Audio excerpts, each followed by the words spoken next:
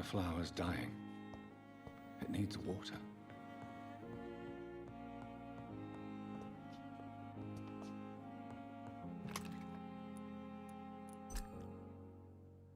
Come on, I don't have all night.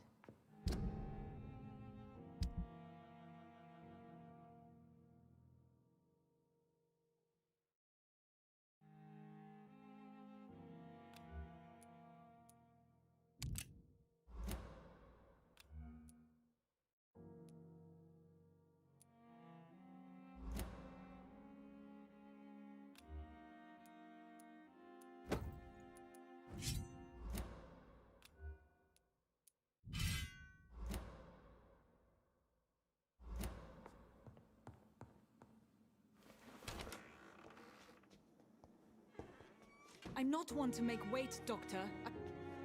Yes, Nurse Crane? How can I help you?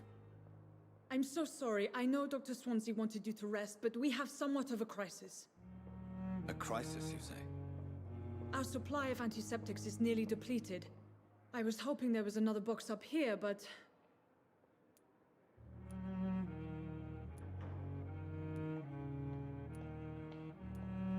What type of hospital are you running? No antiseptics? You have been away too long, Doctor. With the war and now this epidemic, supplies have been running scarce for months now. I may have a solution. In France, during the war, drugs shortage was a daily problem, and we had to use our wits to overcome the shortages. However do you mean? If combined correctly, certain household chemical products can be used in a pinch instead. Now, where's the hospital storeroom? The storeroom? Fat chance. This is the Pembroke, and space is luxury we don't have. Everything used to be stored in the old morgue. Perhaps I should look there first. Where is this morgue? It's the large building behind the hospital. You'll need to go in the back door because it's been sealed off for sanitary reasons. Take this key. It opens a small back entrance at the end of a narrow street. The abandoned morgue behind the hospital. A small door at the end of a narrow street. On my way then. Thank you, nurse. Yes, Doctor? Exactly how bad is the supply situation here at Pembroke? It really depends. Dr. Swansea deftly works his society contacts for monies, but with the quarantine, well, we're in God's hands. Please, could you point me in the direction of the morgue again? It's the large boarded-up building behind the hospital. You can't miss it. The key I gave you will open the...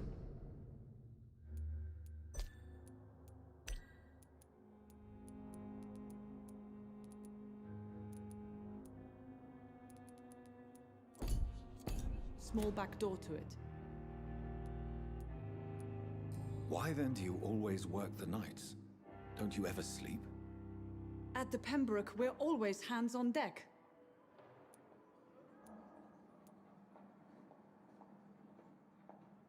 Your dedication to the Pembroke does you credit, Nurse Crane, but when do you sleep?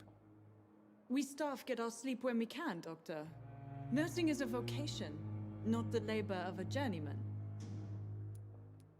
Lack of sleep and the medical profession always ends in disaster. I've witnessed many a colleague succumb to stimulants to fight exhaustion. Drugs were as deadly as bullets in the trenches. London's trenches start here at Pembroke Hospital. We are on the front line, make no mistake. That's all for now, Nurse Crane, thank you.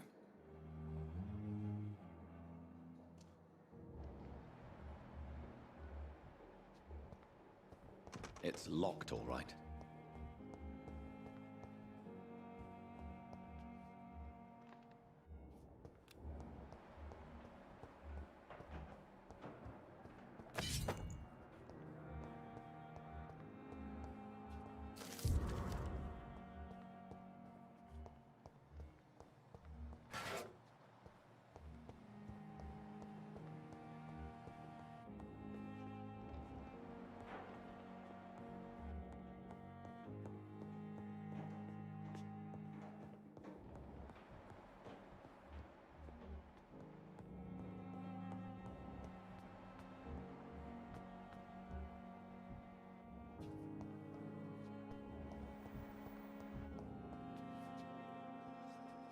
Yes, Doctor? That's all for now, Nurse Crane, thank you.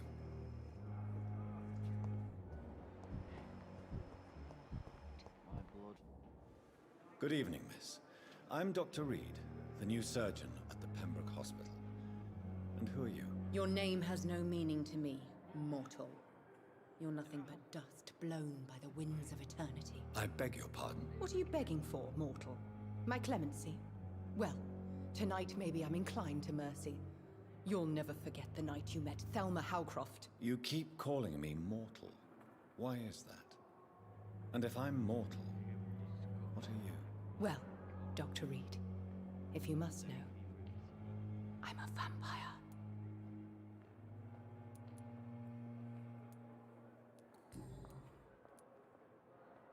And why do you believe you're a vampire? I don't need to believe anything. It is what I am. It is what I feel within this hollow shell of flesh. Please, describe to me how you feel. What is it like to be a vampire? I can hear my body crumble from the inside as my flesh cracks and fades. I sense the last pulse of postulant blood within my drying veins. I need new blood. I see. Have you ever heard of Cotard syndrome, Miss Howcroft? Never. It's a mental illness discovered by a French neurologist named Jules Cotard. The affected patients are delusional. They believe that they are putrefying, that they are dead, a ghost or a ghoul, or in your case, a vampire. Delusional, you say? Oh, sad and petty mortal. You can't even begin to understand the concept of immortality. And you think it is I who am delusional. I'm assuming you must be a patient here. Am I right, Miss Howcroft? It's only a cover. To hide from my enemies. I can leave whenever I want. As a woman, a spirit, fog, or bat. Who are these enemies you mentioned? Can you describe them? I cannot say for sure. But I sense their eyes on me from nearby. I feel them watching me every time I visit the garden near the morgue. The staff here are not your enemy. They're here to help you, to care for you. I'm not speaking of the doctors in white. I'm speaking of the men and women who hunt me. For I am a vampire. I see. Don't worry. These people will not find you here. I'll personally make sure they leave you alone. Thank you, mortal. But do not interfere with them, for you are no match for those that hunt me.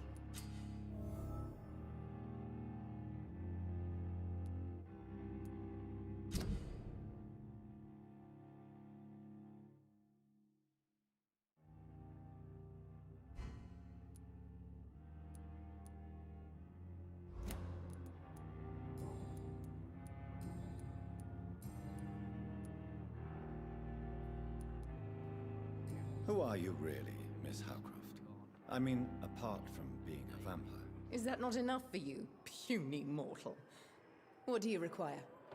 Proof of my powers? I'm curious to know who you were before becoming a vampire. It was such a long time ago, I don't remember. Centuries of unholy life can have strange effects on one's minds, you see? I'll leave you, Mistress of the Dark, to your nocturnal activities.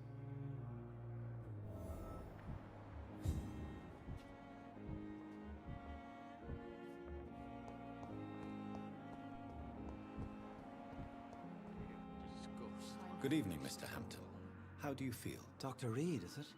Oh, sir, I must apologize for my behavior. What do you mean? I was not myself in the factory. Fear and exhaustion made me say awful things to you, I'm afraid. You remained perfectly nice and polite. A little delirious, perhaps.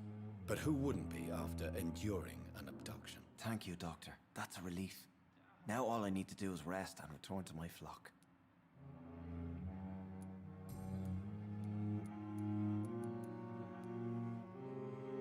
How did you end up in William Bishop's den? I had received alarming news about his recent behavior. I went to his place and he refused to let me go. Why did he abduct you? William was an alcoholic. His addiction suddenly changed to blood. I don't know why. Just like a patient I met here. This Miss Hawcroft. You dared to enter this awful place alone. You're a hero, Mr. Hampton. Or a fool. I'm just a man trying to help his friends, Dr. Reed. William Bishop was a conflicted soul, searching for light. Do you know Tom Watts, the bartender from the Turtle? I met him before I found you in the canning factory. Tom? Yes, of course. Always the helping hand, good old Tom. Without men like him, corruption and despair would have wiped out the East End long ago. People are still in despair. How could it be otherwise? The authorities have left us all to rot in this contagious nightmare. No drugs, no advice, nothing. It's a damn shame. Who should I avoid in this part of town, then? Any particularly evil figures? Not really. Most men and women are just doing their best. And it's not my habit to speak ill of people I know, Doctor.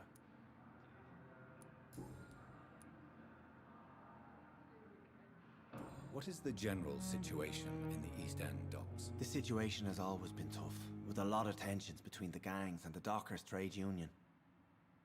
The Wet Boot Boys are very nervous since they lost their leader. Who leads the gang now? Since Clay Cox went missing, it's his wife Edwina who runs the show, with the assistance of her minion, Booth Digby. Has the gang been threatening you? Ah, no. I've had this nickname for so long, you know, the sad saint of the East End. No one dares to bug a saint, not even criminals.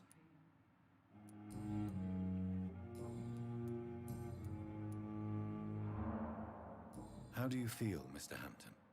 Medically speaking, I mean. I feel exhausted. Beyond exhaustion, actually. William drank so much of my blood in his madness. I feel empty. You're in good hands here. Dr. Swansea is well versed in blood transfusion, and I'm sure he'll take the best care of you. Thank you, sir. I believe all I need is rest. And then I can go back to the people who need me. What do you do for a living, Mr. Hampton? I can't help but notice the cross around your neck. I manage a night asylum for the poor and homeless of the docks. And I try to guide the lost and hesitant on the right path to our Lord. Are you a priest, Mr. Hampton? A deacon, maybe? Not at all, Doctor. I'm just a man of faith willing to preach the good word. Why didn't you use your cross against William Bishop? To repel him somehow? That's a very strange question, Doctor. A cross is no magical token, if that's what you were trying to say. Not mine, anyway. Have you made friends since you arrived? Not really. But I recognize Miss Harriet Jones. I knew her when she lived by the docks. That poor woman had such a miserable life. You never came to see her here at Pembroke? Receiving visits when sick can be an important part of the healing process, you know. We're not just bodies. You're preaching to the converted now, Doctor. To be truly honest, I thought she was dead. She left the docks many months ago. Goodbye, Mr. Hampton. We'll talk again later. The daily routine.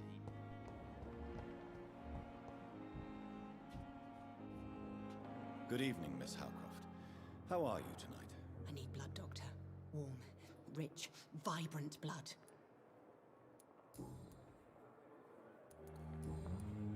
I'll leave you, Mistress of the Dark, to your nocturnal activities. I wonder what your last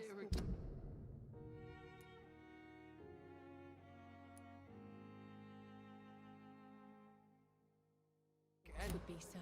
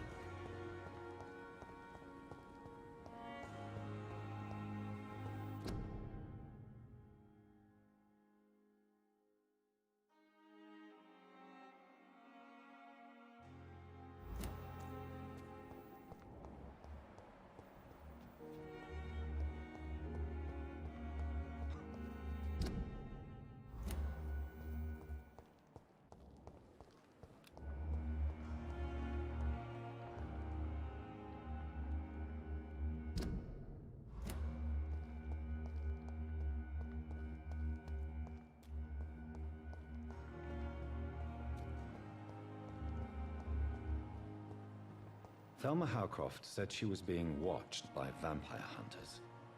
Where are they hiding? I should investigate. Good evening. I'm Dr. Reed. Always a pleasure to meet a colleague, sir. Especially when he was supposedly dead. A colleague. Are you a doctor too? Not anymore, sir. I used to be Dr. Rakesh Chadana. Now, I'm just Mr. Chadana, pawnbroker and humble guardian of this morgue. What do you mean, you used to be a doctor? Was your license revoked? No, sir. It is just that I like to be precise. I run a little pawn shop while taking care of the dead. But I used to be a real doctor.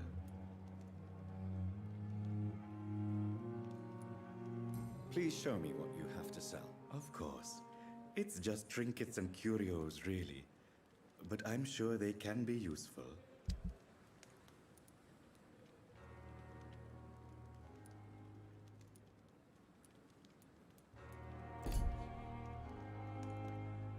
Good evening, Dr. Reed.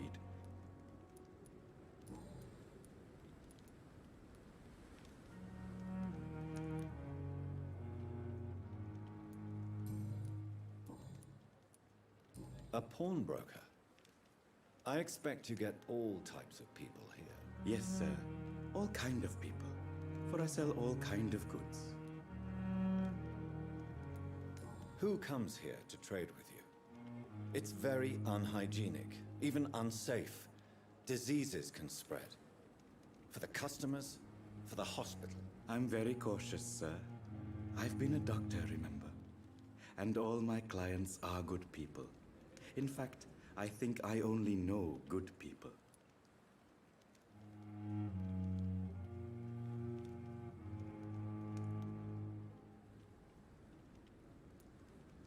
What kind of goods? With the quarantine, it's not always easy to buy things. So I trade, I exchange. Some people sell, some others buy. I like to help.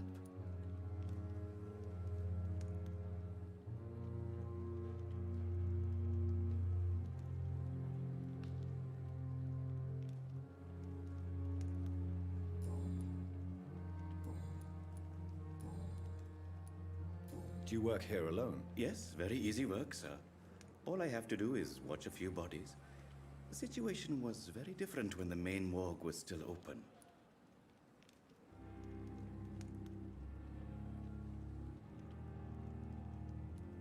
Why do you have to watch these bodies? Because these poor fellows have no names.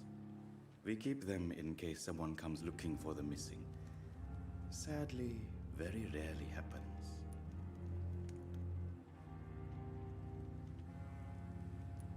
Why close the hospital's main morgue? It was for sanitary reasons after the beginning of the epidemic. Cadavers had to be moved to the nearest mass grave.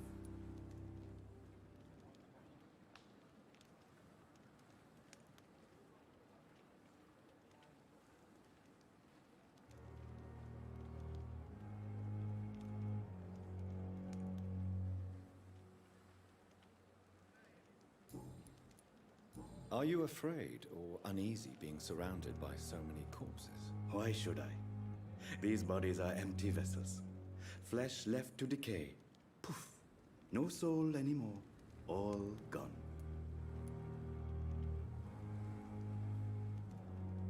An interesting point of view. And quite an exotic one, too. Most people fear, or at least have a respect, for dead flesh. Sir, as a medic during the war, I learned to face my death and the death of others. It's the pain we have to tame, not death itself. How did you get this job? After I left the army, I worked as an undertaker down by the docks. A dangerous place with many an unpleasant business there. Milton Hooks helped me get a job here.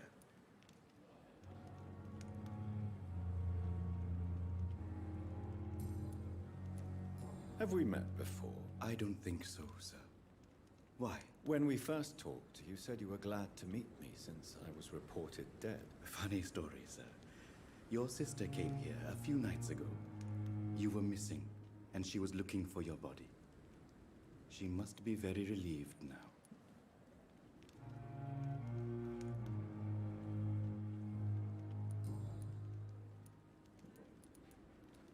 Goodbye, Mr. Chidana.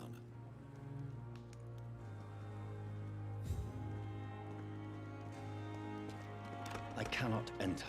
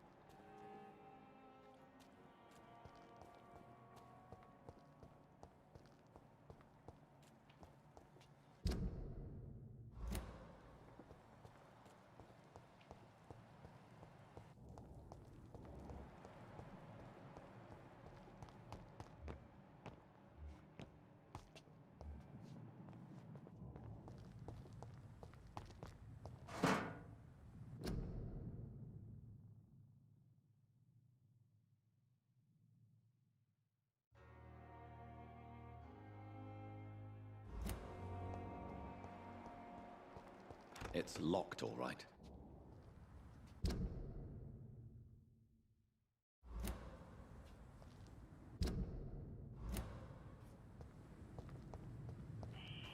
Scowl voices in the garden. I should investigate. If they were to find somebody.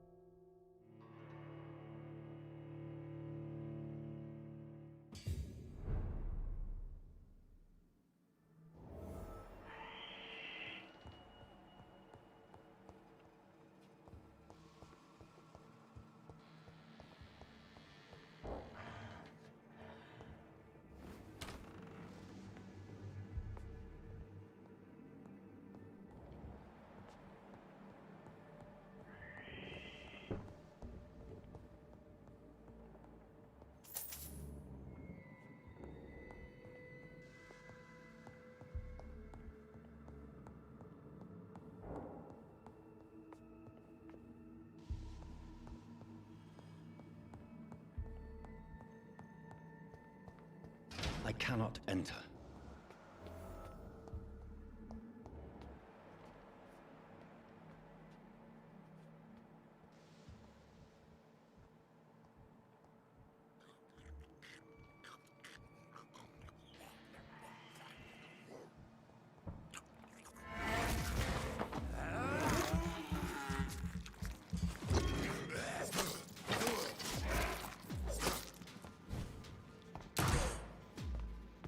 Behavior is similar to the infected William Bishop.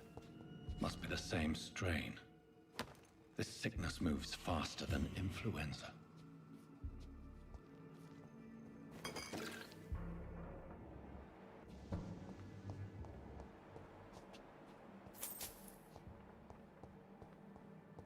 It's locked.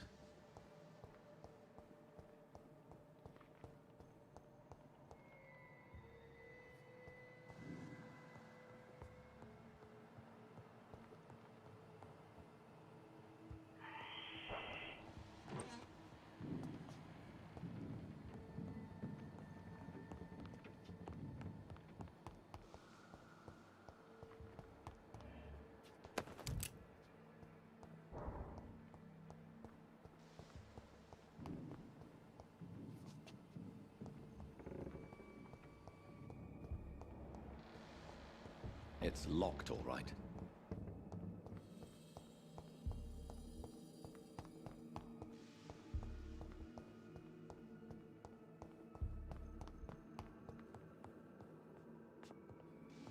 This key will surely grant me access to the basement.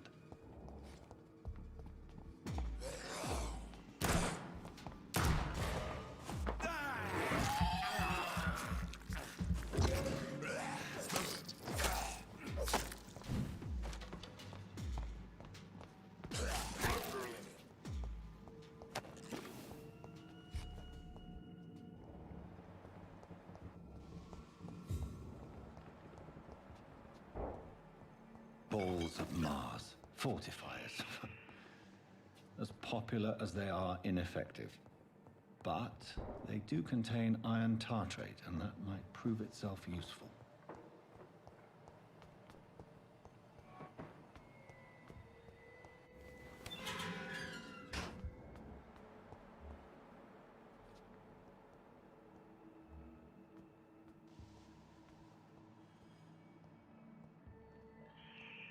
These skulls feed from corpses and the husks of animals.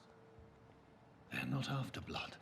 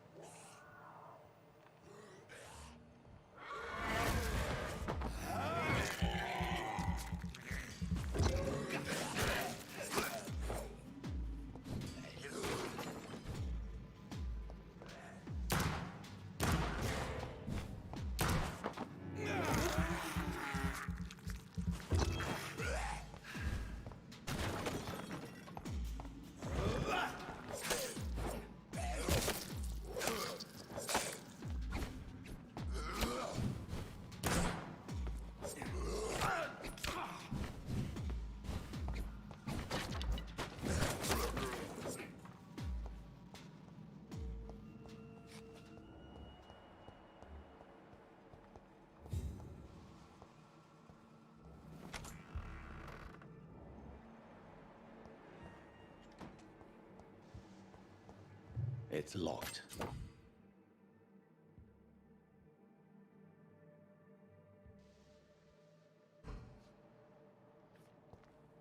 It's locked, all right.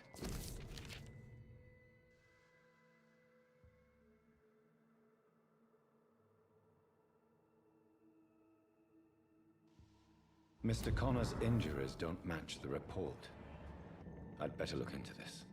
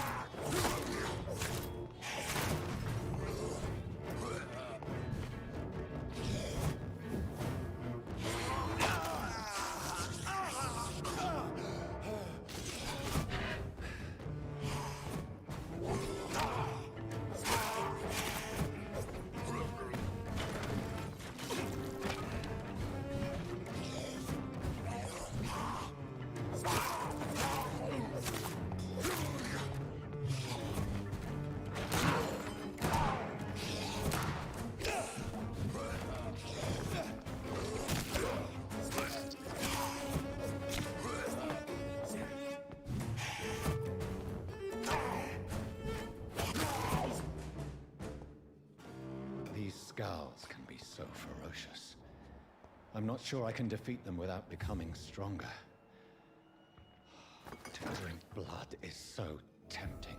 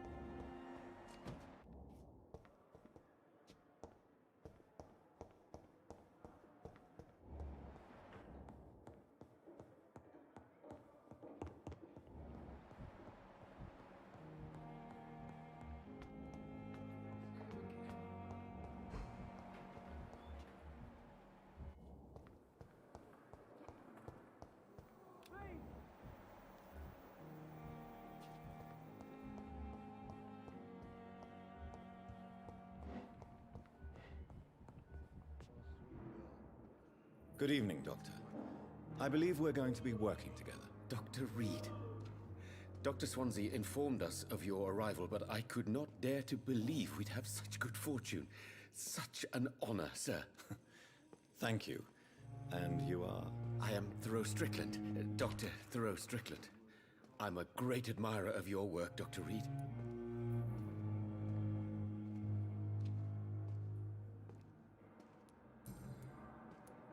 Please, could you tell me something about yourself? I'm a great admirer of your work concerning blood transfusion, Dr. Reed. I run my own experiments. I'm convinced it's the future. What made you choose to be a doctor? I'm not ashamed to admit you and your work have inspired me. I am honored to have the opportunity to work by your side.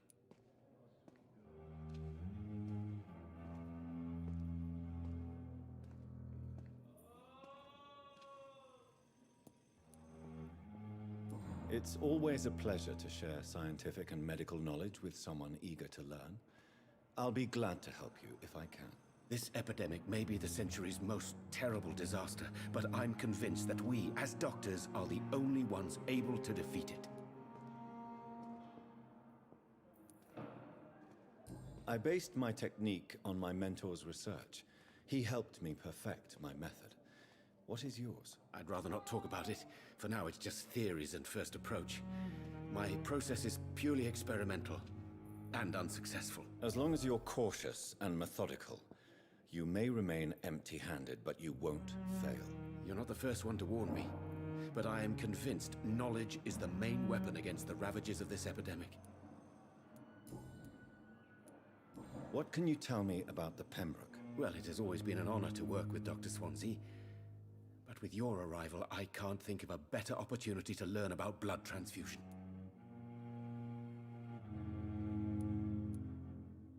Do you need help with anything in particular? Well, yes, maybe.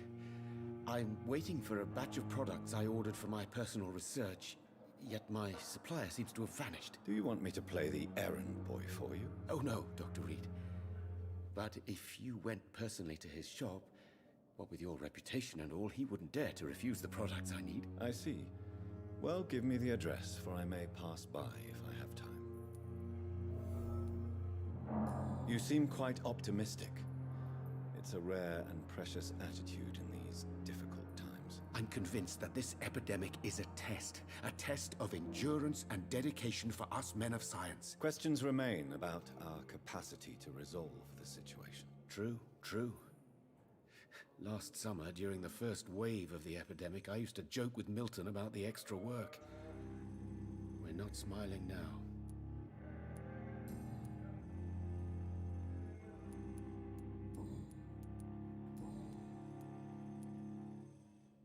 Tell me more about your willingness to experiment with new medical techniques. Harvey Fiddick is a patient suffering from a severe injury that could cripple him if not treated correctly. I'm convinced your blood transfusion technique could help him. What is it you really want? To save him, or to prove your point? Fair question. I want nothing but to save my patient, Dr. Reed. Especially since I know Mr. Fiddick's story.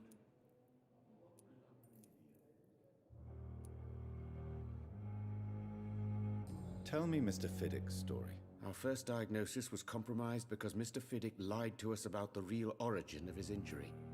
He first claimed it was an accident. But why would he hide such crucial information from us? Because he is a proud father, ashamed of putting his children at risk because of his own negligence. This personal involvement could also appear to be a lack of impartiality. You must know that a good surgeon must remain neutral. I agree. But that does not excuse Dr. Ackroyd's behavior, a man who did not even take time to converse with his patient. Do you think keeping his distance was a mistake? All I know is that I'm taking care of human beings with desires, hopes, and fears. Not some biological machine comprised of blood, bones, and flesh.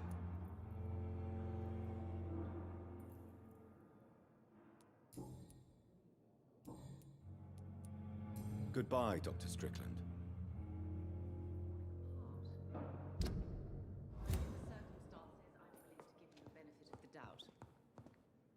Finally, you've returned, Doctor. Did you find anything of value? Yes, nurse. You've worked your first miracle, Doctor. Now, this patient here needs immediate treatment. Duty calls. When the storm has passed, I'll show you how to mix the remedy yourself with the same basic ingredients. Many thanks, Doctor. When you've finished, you ought to report to Dr. Swansea in his office. He's been looking for you. Seemed pressing.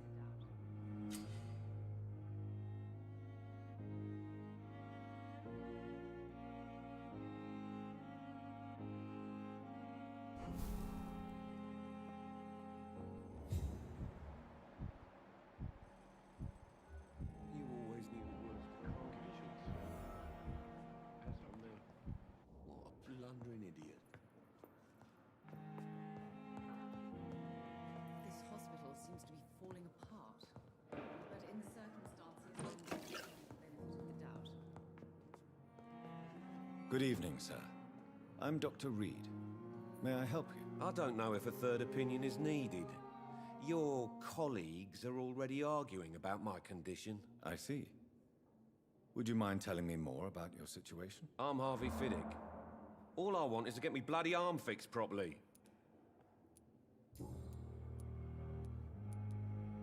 Tell me about the doctors who are arguing about your case. Strickland and Aykroyd. They both want the best for me, but there's a lot of pride there. Doctors are no different from carpenters, it seems. What do you mean? I often had professional arguments with rivals on a building site. Difference is, I disagreed about wooden nails, not flesh and bones.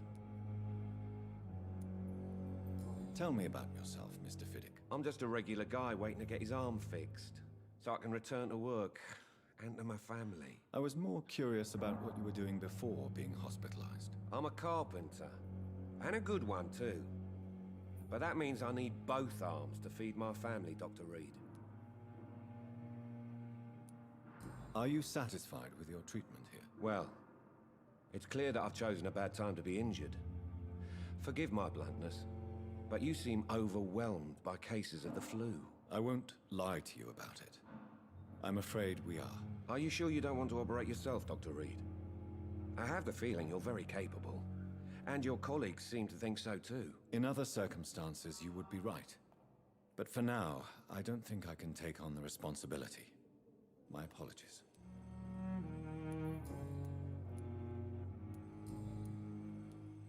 Tell me about your injury, Harvey. Why do you feel so guilty about it? My wife died because of me. And now I may lose everything because I've been careless enough to hurt myself. What an arsehole. How could your job be responsible for your wife's death? I was working a double. She went out to bring me a hot meal and got caught in a German bomb raid. You can't hold yourself responsible for your injury, Mr. Fiddick. Unless you tried to hurt yourself. Of course I didn't hurt myself. But I can't work until my arm is fixed. My children need to eat, Doctor.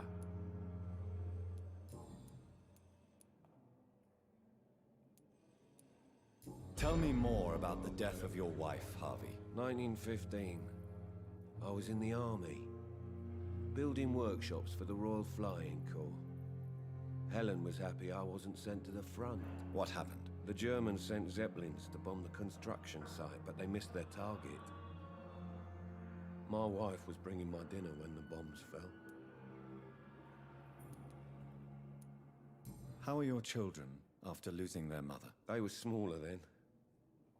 The only good thing about this is my Helen didn't bring them with her that night. I'm sorry for your loss. So many died during the bombings. I served in France and witnessed the carnage there. I would like to say that she didn't suffer. Truth is, I have no idea. I just know that I'm all that me kids have. Poor little bleeders.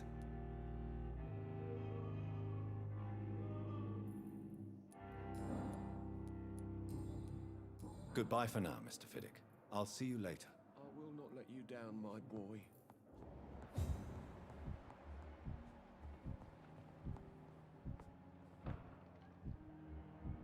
I'm all right. Don't waste your time with me. Good evening. I'm Dr. Reed. Can I help at all? No, Really? Why are you here then? I don't want to talk. My throat hurts too much. I suppose that this pain is the reason you're here. Is someone taking care of you? Yes. And no. Could you at least tell me your name, sir? Mortimer. Mortimer Goswick.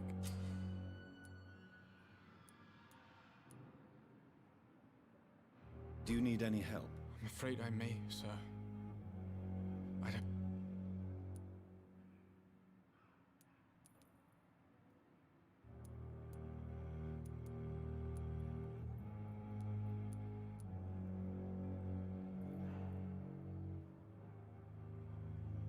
You are not a burden, sir. Healing you is my responsibility. And you have my gratitude for that.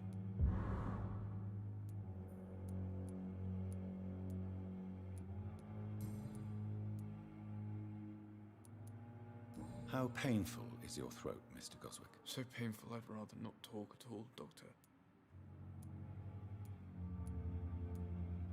I'll let you get some rest, then. I'm alright. Don't waste your time with me.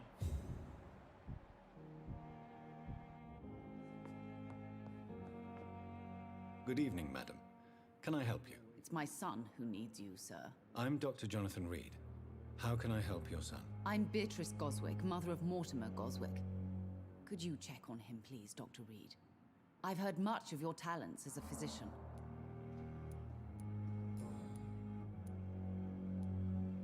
What do you think of your reception here? Any complaints? I have had the uttermost reservations about this hospital since we arrived. But we had no other choice, considering the state of emergency. Is there something in particular that's bothering you? Some of the staff were not especially welcoming. I suspect they're not accustomed to dealing with patients of such social standing. What can you tell me about yourself, Mrs. Goswick? Not much to say. Just take care of my Mortimer and I'll cover all the expenses. That's all that matters. Are you really that rich? Most of the patients here are of a more humble origin, if I may say so. Yes, thanks to my husband. May he rest in peace. I can cover any needed medical expenses. May I ask if you have an occupation, Mrs. Goswick? I'm a teacher by profession. I teach young women who are more ambitious about their futures than their families. Tell me more about your arrival at the Pembroke Hospital. What gave you such a bad first impression? The ambulance driver was quite rude, for a start. And that nurse, Miss Hawkins, seems to have quite a dubious attitude. What do you mean? She managed to secure a bed for my son despite the epidemic. It was a relief, but it wasn't cheap.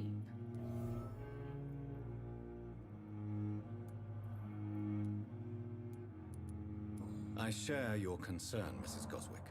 Be sure that I'll talk to the people involved. I don't expect compensation, Dr. Reed. But I'm aware such behavior would not be tolerated in other hospitals. Tell me more about your arrival at the Pembroke Hospital. What gave you such a bad first impression? The ambulance... What do you mean? She managed... She... Yes. And I paid without question.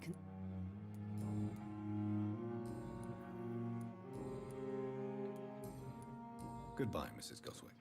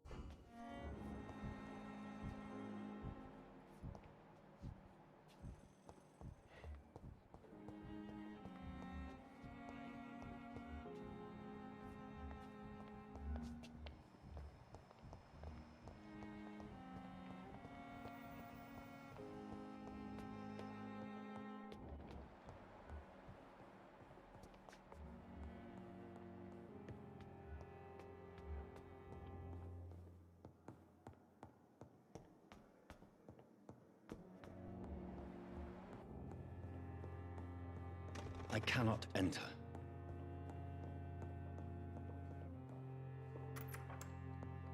Please, Jonathan, come in. Fascinating, is it not? In the last decade, so many mysteries have been brought to light with our microscopes. The human body, biology's penultimate frontier. The more we explore its boundaries, the less we're able to trace a clear line between life and death. You, my friend, have a foot in both countries. The view must be vertiginous. It's at least as vertiginous as chatting about vampires with you, I would say. This must be all so new to you. This area of town, the hospital, a brand new life. How stimulating it must be. I wish I could share your enthusiasm, Dr. Swansea, but my condition defies scientific categorization. Undead? Unalive? Immortality defies logic. I cannot express my thrill at this serendipitous turn of events. The world's most eminent specialist in blood transfusions, a vampire. One might say a gift from heaven.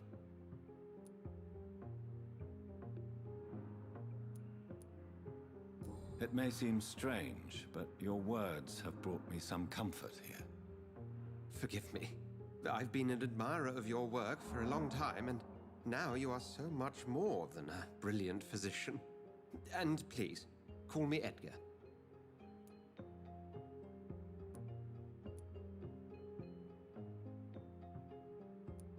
I'm not some doe-eyed student, Edgar. I understand we both have something to gain from this relationship. Very well. I have a task for you, Jonathan. Something that will require all your newfound skills. Please, go on. The Pembroke only survives through the generosity of our benefactors. Unfortunately, our main donor has found herself in a bit of a bind. Now, if you could help her out... A spokesman or politician is what you need. That's not my calling. And until I come to understand what has happened to me, I require discretion. Discretion is in order, Jonathan. Lady Ashbury has recently received rather indelicate correspondence that, if revealed, would jeopardize her position. And you would like me to eradicate this threat? By the stole, of course not. I would just like you to pay her a visit. Her ladyship is certainly near the tents outside, tending the sick. You can't miss her. Look for someone impossibly delicate. Accepted. I'll see what kind of trouble Lady Ashbury is in.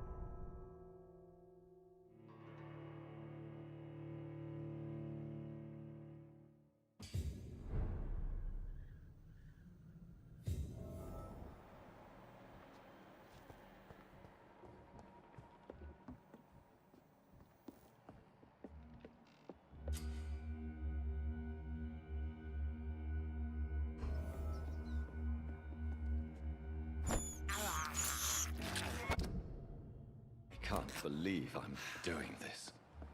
It's locked, all right.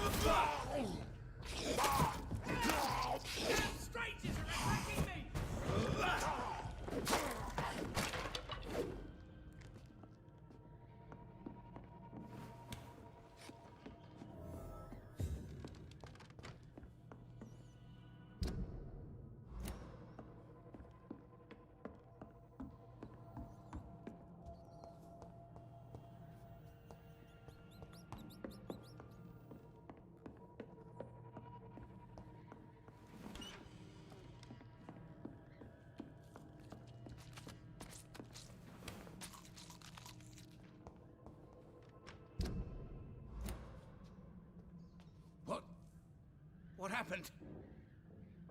Who are you? It's all right, sir. You're safe now. Oh, a fellow Englishman. Thank you, sir.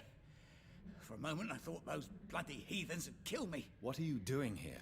This place is not safe. Yeah, it's a cesspool, but it's mine. I came to collect some overdue rent, but those who still live here have gone completely bonkers. You're very lucky to be alive. Yeah, filthy immigrants. Fucking savages, every one of them. And now with this bloody fever, they're just animals. You can find safety of sorts in Whitechapel. If you're quick and cautious, you'll be able to avoid the savages.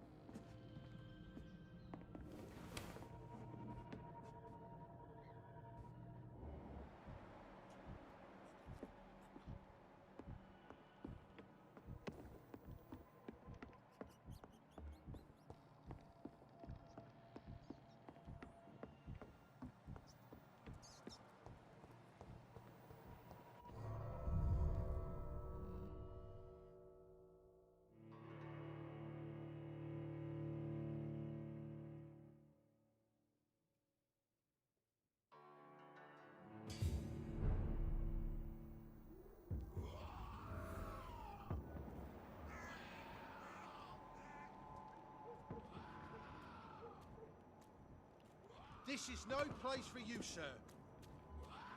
Don't come closer!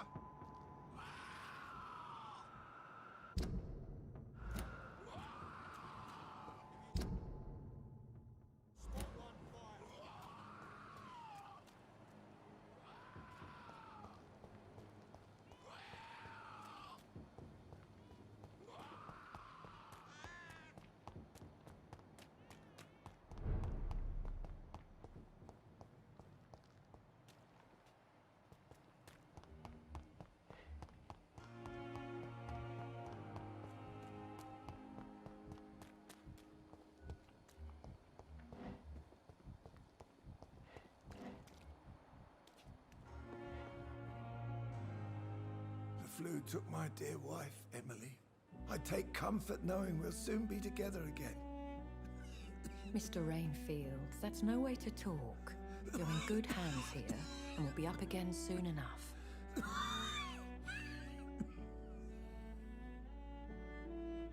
Now do me a kindness and get some sleep. I'll be back round later.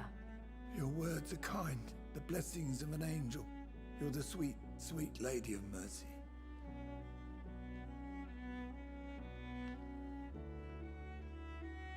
Good evening, Dr. Reed. It's a pleasure to see you again. You seem surprised. Dr. Swansea has brought me up to speed concerning your recent appointment to Pembroke Hospital. You're a the lady who saved me that night, before vanishing into thin air. I remember you from the pub with Dr. Swansea. Indeed. Allow me to introduce myself formally this time. My name is Lady Ashbury. I remember you well, in spite of the brevity of our encounter.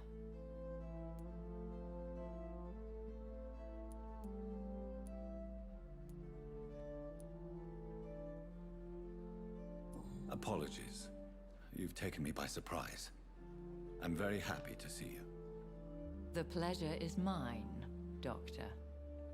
I hope you're more disposed to answer my questions now. You must have countless questions, but our rather urgent matter first. Swansea has explained. My cover, if you prefer, has been compromised.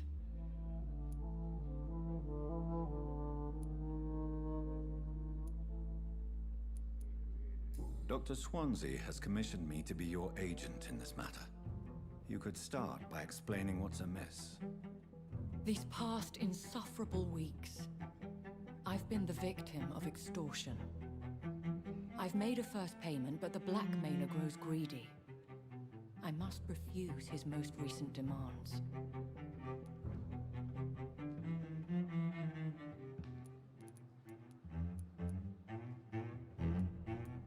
Please continue. Every detail is essential.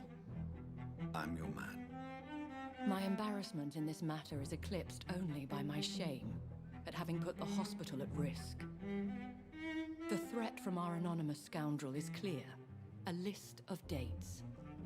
My visits coinciding with the dates of suspicious patient deaths due to massive blood loss.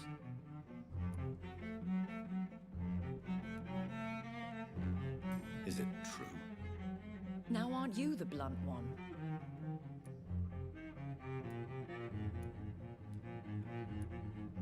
You are aware that I too know the thirst for the Scarlet Nectar. In all honesty, I'm not simply a patron to the hospital. My visits serve a dual purpose. Dr. Swansea has been treating my condition with a revolutionary technique of blood transfusion. It seems you are a specialist in the domain. I'll take care of it. Do you know where I should start? If that was the case, I'd settle the matter myself. You could talk to our local gossip, Harriet Jones. Not a pin drops here without her hearing about it. I'll meet that woman now. My life, as others know, is in your hands, Dr. Reed. I'm sure of your discretion, but I do fear your powers of persuasion will be put to the test. When this is resolved, I'll be your obligé. I'll answer all questions in regards of your condition.